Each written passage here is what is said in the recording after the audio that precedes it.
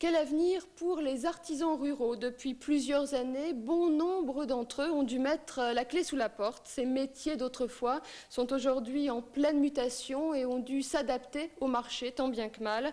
Jusque demain soir à Arras, un congrès national aborde leurs différents problèmes. Voici tout de suite deux exemples concrets.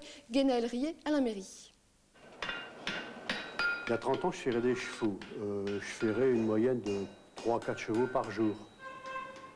Et d'année en année, ça a diminué. Et au village est arrivé un tracteur. D'un tracteur à un deuxième.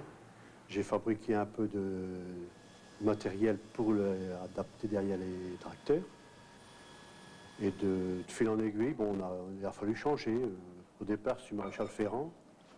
Puis je deviens serrurier, je deviens homme à toute main. 38 ans de forge, Gilbert Vasseur est un homme d'expérience. Son métier, il l'a vu évoluer.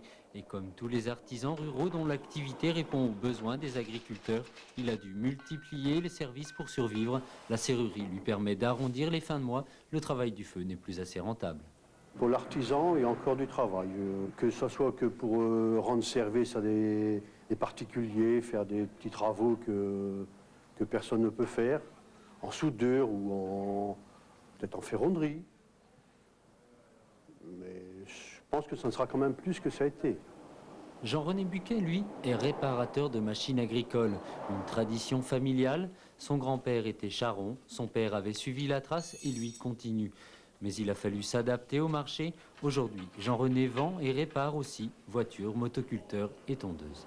Celui qui fait que machine agricole seul, enfin, s'il est seul, il peut y arriver. Mais si on a un peu de personnel, il faut quand même trouver du boulot pour tout le monde.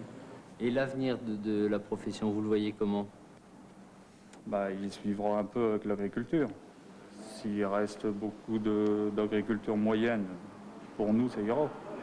Si ça devient la trop grosse agriculture, il disparaîtra avec les moyens. Disparaître, c'est justement ce qui inquiète la Fédération des artisans ruraux. Depuis 1984, un artisan sur 10 a mis la clé sous la porte, ce qui représente 27% des emplois. Une situation sur laquelle se penche le congrès national qui se tient à Arras, avec un mot d'ordre.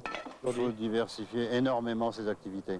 On est des manuels, on est des hommes à tout faire, mais avec beaucoup de difficultés qu'on rencontre toujours devant.